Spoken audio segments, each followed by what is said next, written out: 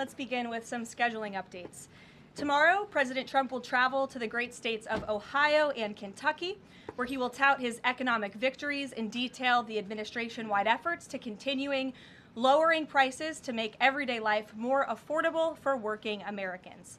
The president will visit Thermo Fisher Scientific in Ohio and give remarks at Verst Logistics in Kentucky. On Thursday, President Trump and the First Lady will host a Women's History Month event in the East Room. And on Friday, the president will sign several executive orders, and we will provide more details on those later this week. As President Trump shared with the American people last night, the United States military is making tremendous strides towards achieving our military objectives for Operation Epic Fury. 10 days in, this campaign has been a resounding success thus far, and America's warriors are winning this important fight at an even faster pace than we anticipated. More than 5,000 enemy targets have been struck so far. Iran's ballistic missile attacks are down more than 90%, and their drone attacks are down by approximately 85% since the start of Operation Epic Fury. The United States is also annihilating the Iranian regime's navy, and we have destroyed more than 50 Iranian naval vessels, including a major drone carrier ship. None of the regime's vessels are operating in major regional waterways, and the Iranian Navy has been assessed as combat ineffective. The trend is clear. U.S. combat capabilities are increasing and growing more lethal and dominant by the day, while the Iranian terrorist regime's ability to respond has rapidly declined. Now, the U.S. military is moving to dismantle Iran's missile production infrastructure. Our incredible B-2 bombers recently dropped dozens of 2,000-pound penetrator bombs on deeply buried missile sites. Last night, President Trump reiterated his commitment toward keeping oil flowing through the Strait of Hormuz so the United States and all of our allies can receive their energy needs. President Trump will not allow rogue Iranian terrorists to stop the freedom of navigation and the free flow of energy. Let me be clear. It is a good thing to wipe out terrorists who indiscriminately target civilians and attempt to hold the global economy hostage, and President Trump should be commended for doing so. As the president made unequivocally clear to the remaining elements of this terrorist regime in his statement yesterday, if they do anything to stop the flow of oil or goods within the Strait of Hormuz, they will be hit by the world's most powerful military 20 times harder than they have been hit thus far. Moving forward, the stated objectives for Operation Epic Fury remain the same: destroy the terrorist regime's ballistic missiles, raise their Iranian missile industry to the ground, ensure their terrorist proxies can no longer destabilize the region, and ensure that Iran never obtains a nuclear weapon. President Trump remains confident these goals will be accomplished in swift fashion. As for the oil, President Trump fully expected the rogue Iranian regime to try and disrupt the global markets. That's why President Trump and his energy team have been planning for this long before the strike and have moved quickly to address these temporary disruptions. Thus far, the Trump administration has offered political risk insurance to tankers operating in the Gulf. The Treasury temporarily waived certain oil-related sanctions, and the Commander-in-Chief has offered the U.S. Navy to escort tankers when necessary. The president and his energy team are closely watching the markets, speaking with industry leaders, and the U.S. military is drawing up additional options following the president's directive to continue keeping the Strait of Hormuz open. I will not broadcast what those options look like, but just know the president is not afraid to use them. Rest assured to the American people, the recent increase in oil and gas prices is temporary, and this operation will result in lower gas prices in the long term.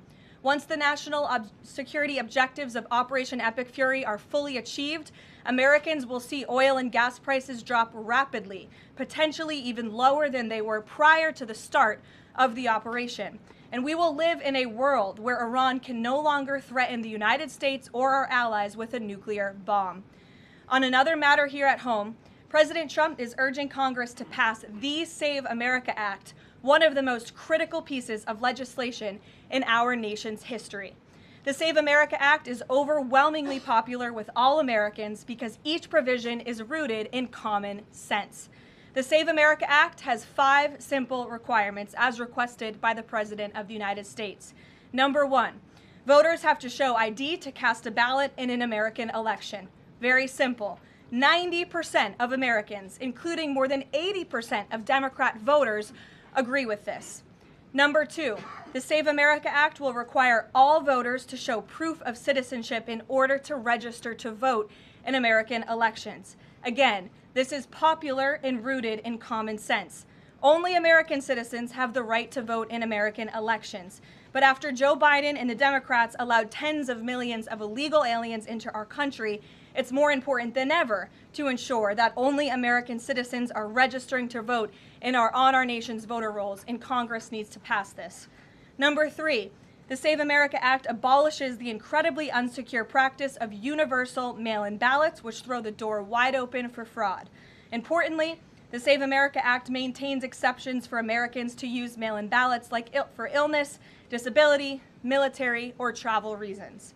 The bipartisan 2005 report of the Commission on Federal Election Reform, chaired by, of all people, former President Jimmy Carter and former Secretary of State James Baker, concluded that, quote, absentee ballots remain the largest source of potential voter fraud, and it is time for Congress to finally address this. Number 4, the Save America Act permanently bans men from competing in women's sports.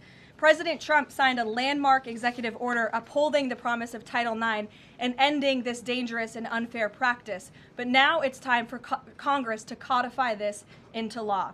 Number 5, the Save America Act bans transgender mutilation surgery for children. Again, President Trump signed a common sense executive order to do this and kept his promise to the American people, but now Congress needs to do the same and codify it. It's well past time for Democrats in Congress to stop perpetuating the radical and false claim that you can somehow change a child's sex. You cannot. Passing the Save America Act is the most important thing that Republicans and, frankly, Democrats can do to strengthen election integrity and protect our democracy. It's what the American people elected Republicans to do, and they must deliver on it as soon as possible. The president is calling on Congress to get the job done and send this historic piece of legislation to his desk immediately for signature.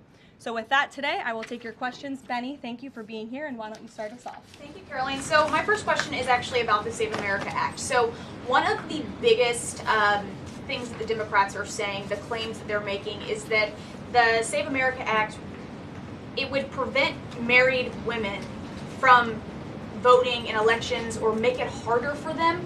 What do you have to say to those claims? Is there any validity to them, and where do you think they're getting this from?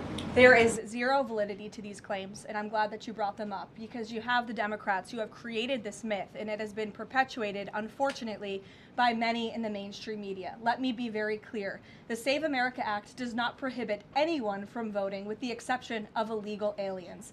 And the greatest way to disenfranchise American citizens from voting in American elections is to allow illegal aliens to vote, which is what Democrats want to do. We see it taking place in Democrat jurisdictions at the state and local level across this country. So the Save America Act corrects that. And as far as married women who have changed their name, if they're already registered to vote, they're entirely unaffected by the SAVE Act. And for the small fraction of individuals who have changed their name or their address, they can still register to vote, of course. They just have to go through their state processes to update that documentation. And this is something that the American people, married women, and minorities, and people all across this country who Democrats are insultingly saying cannot do this, they're already doing it every day, going to the Social Security office, going to the DMV, and I think it's frankly insulting that the Democrats are saying that there's certain groups of people in this country who aren't smart enough to update their documentation to allow them to vote. Again, this is a huge myth, and thank you for giving me the opportunity to address it. Of course, and then just one more question about DHS. The funding issue has been 3+ weeks now. I was at the airport this morning in St. Louis, Missouri, and it was early in the morning, and one of the TSA agents, I saw her, she was kind of tearing up, she was crying, and I asked her, I was like, what's wrong?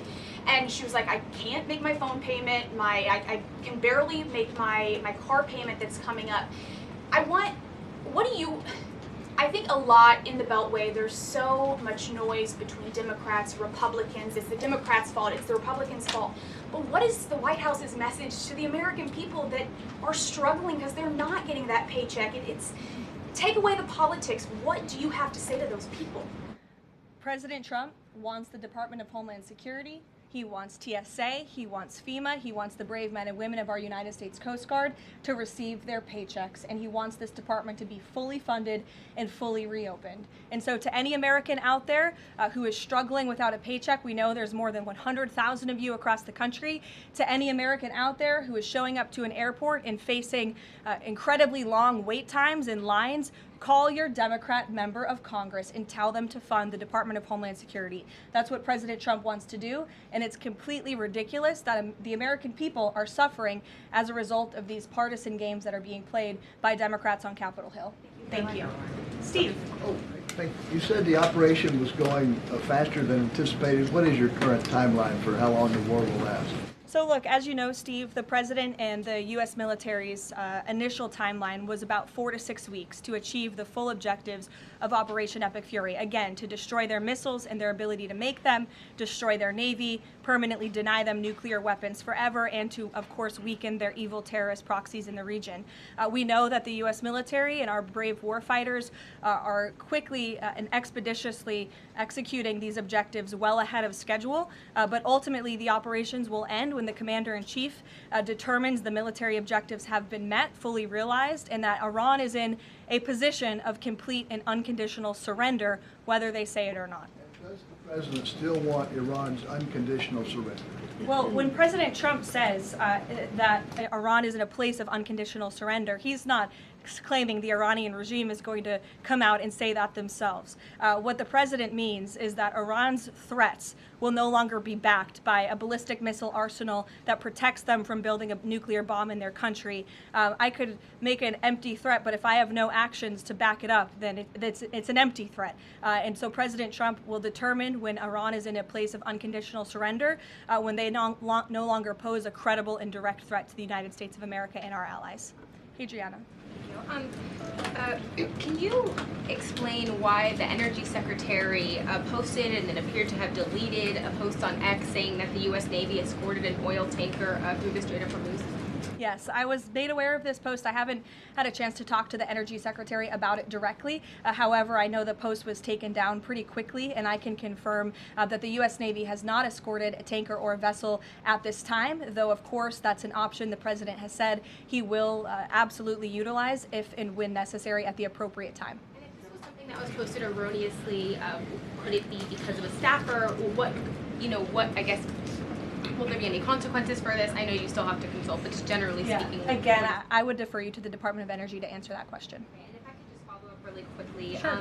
In terms of oil sanctions, the president said that there would be some sanctions that would be lifted. Would those be on Venezuela, Russia? Could you give some specifics there and then timing for that as well? Sure. I know it's something that the Treasury Department and the President's energy team continue to discuss, and they will ultimately consult with the President before decisions are made. I don't have any announcements on new sanctions or the lifting of new sanctions for you today. Alex. Thank you. Reuters has reported that about 150 U.S. service members have been injured so far. Can you confirm that number and elaborate on that? I can't confirm the exact number. I know it's within that ballpark, but I would defer you to the Pentagon for a specific number of wounded or injured thus far. And then secondly, if I can, I wanted to ask about, excuse me, there was a briefing on the Capitol Hill today, and some senators came out and said they were more convinced than ever that there would be U.S. boots on the ground. Senator Blumenthal said that, in fact. Your reaction to that and any update on President Trump's thinking about it? Look, I would say that Democrats on Capitol Hill are clearly being quite disingenuous. 3 years ago, not a single Democrat voted against the resolution condemning Iran as the world's leading state sponsor of terror. Yet now, with President Trump as commander-in-chief finally taking the action that so many Democrats have called on the commander-in-chief to do for many, many years, to wipe out the threat of a rogue Iranian terrorist regime, now all of a sudden Democrats are playing politics with this long-standing bipartisan policy of the United States, and 53 of them in the House recently voted against the resolution condemning Iran as the world's state sponsor of terror. sure. So I wouldn't take Democrats at their word. As for boots on the ground, the president has talked about this repeatedly. Wisely, he does not rule options out as commander-in-chief. So again, I would hesitate to confirm anything that a Democrat on Capitol Hill says right now about the president's thinking.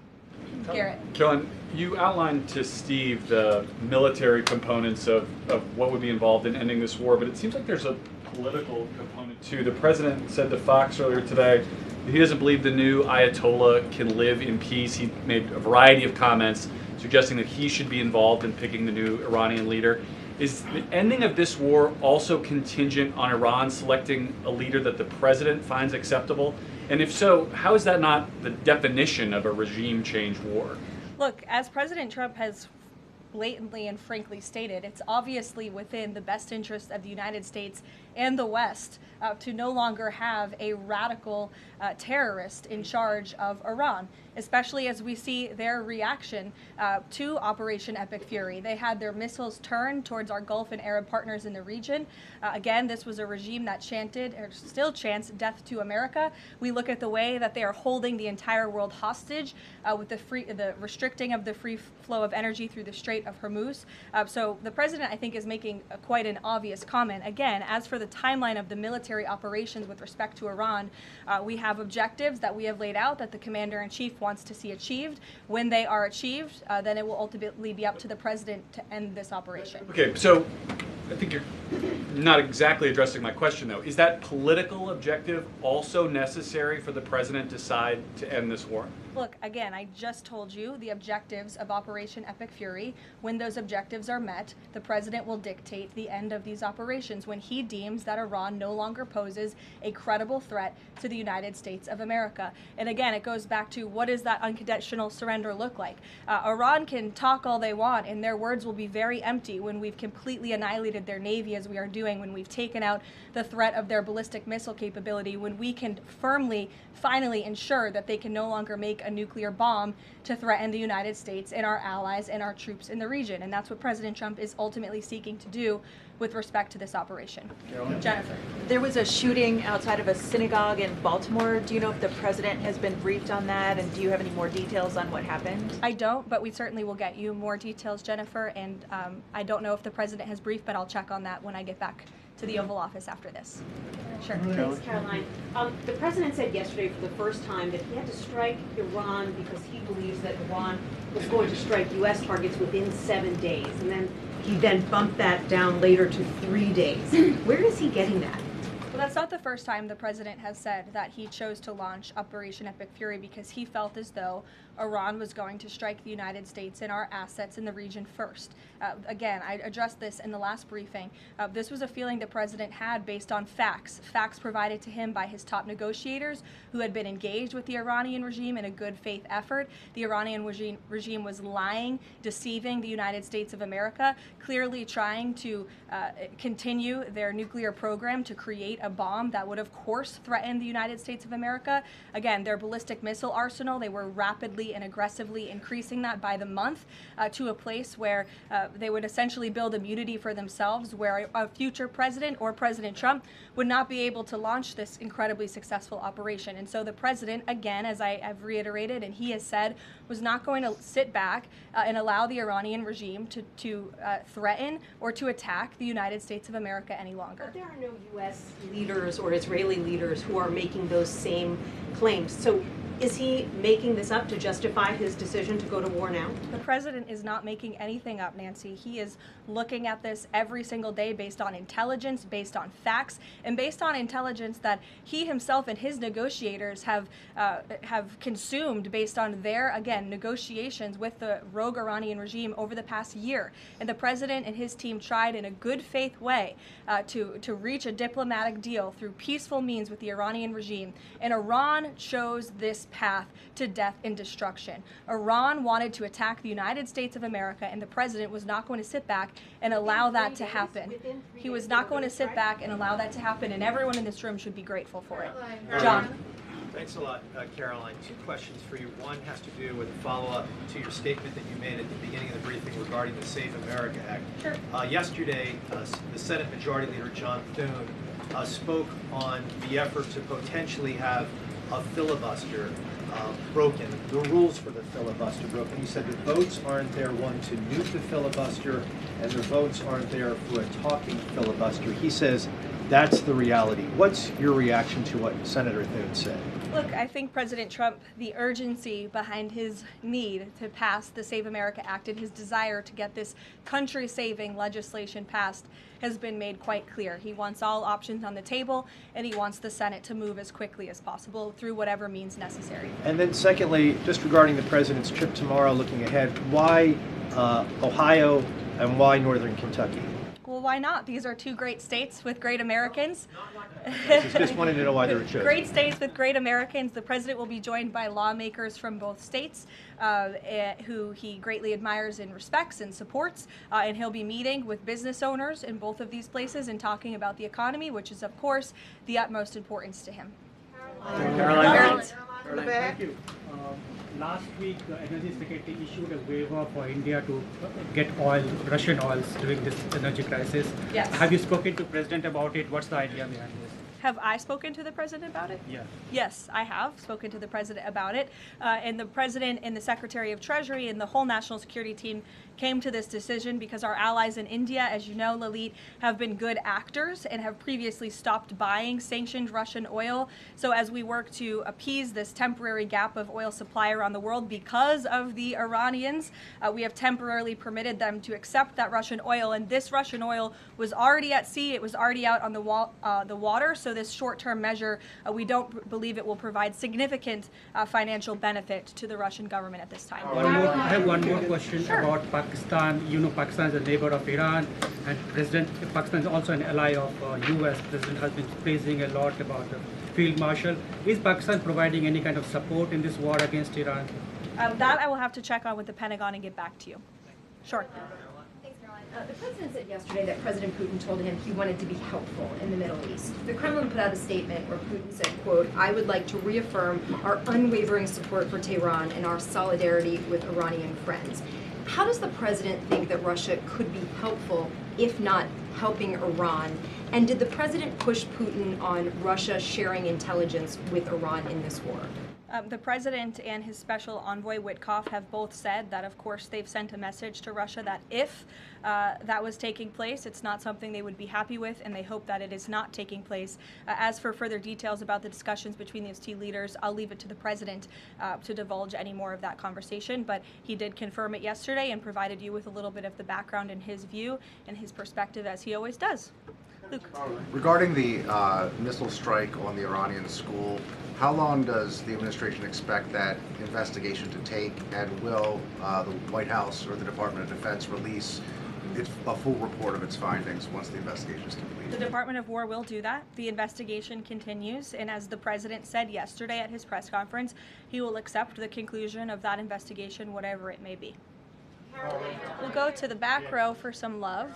Sure, in the back with the glasses. Go ahead. Regarding the shield of the Americas. Caroline, is and there then you can go, but go first. Okay, thank you. Is there an update regarding You have rough real estate back there, so I'm trying to give you is some there love. an update regarding Cuba, and also is an economic deal imminent?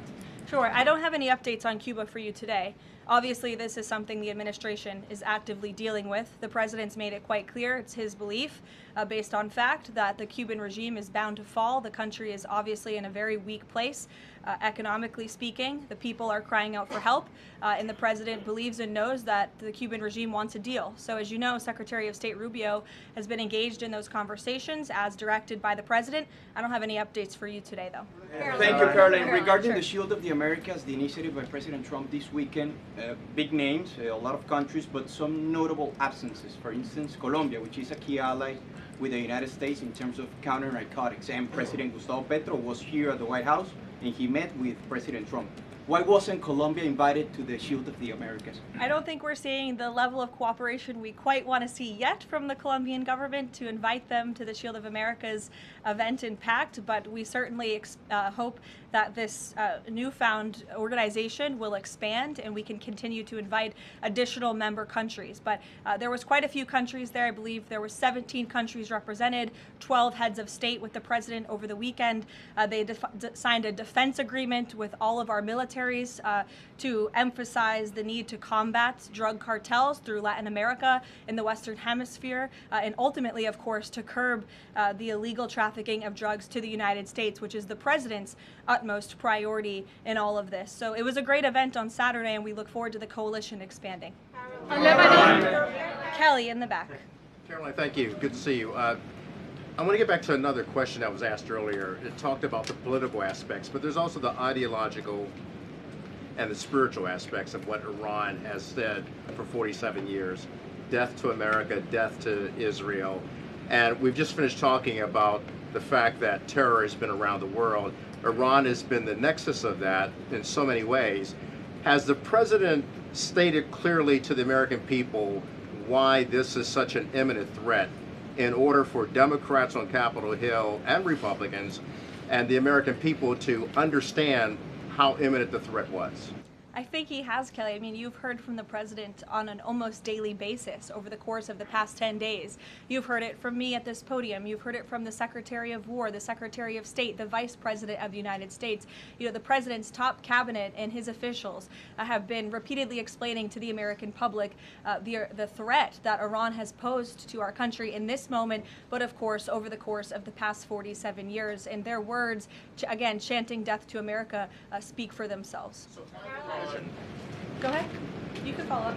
Why the division within the American people? I realize that we have the people are talking about the War Powers Act, they're talking about all kinds of issues, but have people forgotten just how imminent that threat was? If they keep saying death to America and death to Israel, they mean it. Look, I don't think the American people have forgotten, but I think Democrats on Capitol Hill, they have not forgotten, but they are just so plagued with this resistance to President Trump on everything that they do that, again, they can't even rally behind the common sense, bipartisan, long-standing principle of the United States of America that Iran absolutely poses a threat to the United States, that Iran is the world's leading state sponsor of terrorism.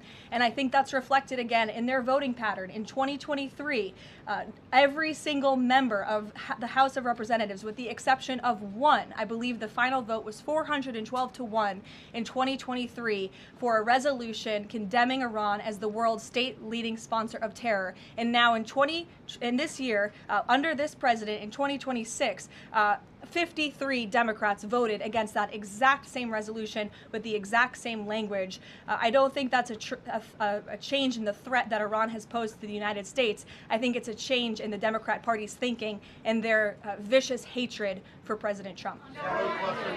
Danny? Sure. National threat level, following on Kelly, what's the national threat level right now because of this death to America, death to Israel issue?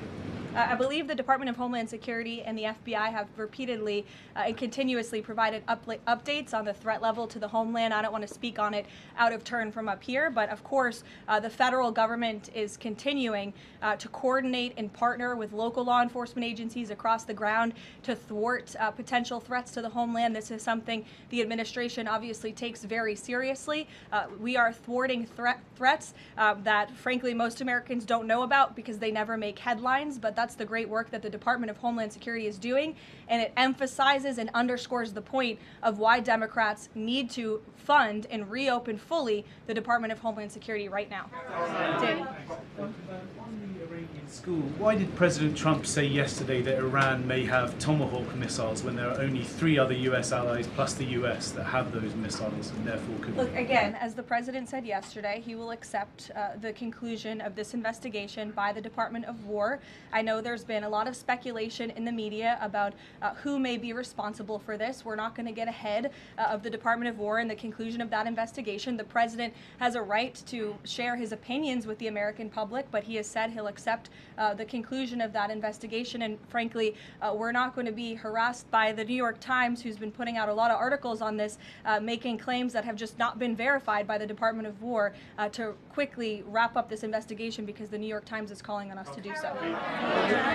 Thank you. Hi, thank you so much. Caroline, with the DHS currently under a partial Democrat shutdown, does the administration have any specific concerns about potential impact on Homeland Security or intelligence monitoring of sleeper cells inside the United States? And do you have any comment on the bombing, the two individuals that bombed New York City or tried to? Yeah, it was absolutely despicable to see that attack in New York City. I know the FBI is investigating, and the Department of Justice and SDNY have announced they are charging those two individuals and alleged terrorists, and I know they won't rest until justice is sought in this case. Daniel.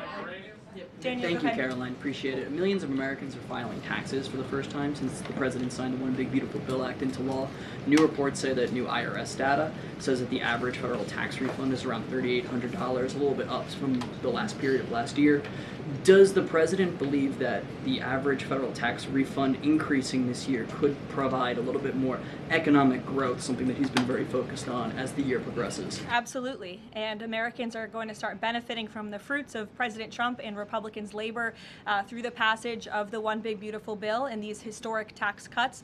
We are midway through tax season, so just to provide an update from the Treasury Department that just went out moments ago, nearly 63.5 million tax returns have been processed thus far, 45% of the anticipated total number of tax returns by April 15th, so don't forget to file your taxes, people. And the average refund this year is more than $3,700. And we know that more than 27.5 million individuals who have filed their tax returns thus far have claimed at least one of President Trump's new tax cuts. Over 3.5 million returns have claimed no tax on tips.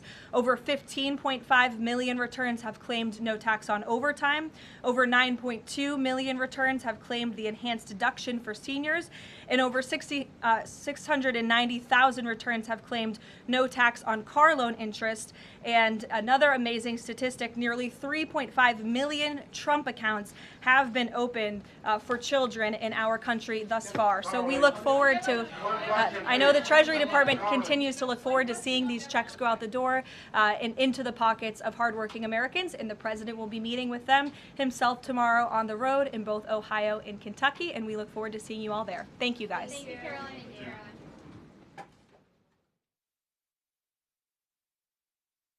If you like this video, then like, share and subscribe to Mirror Now.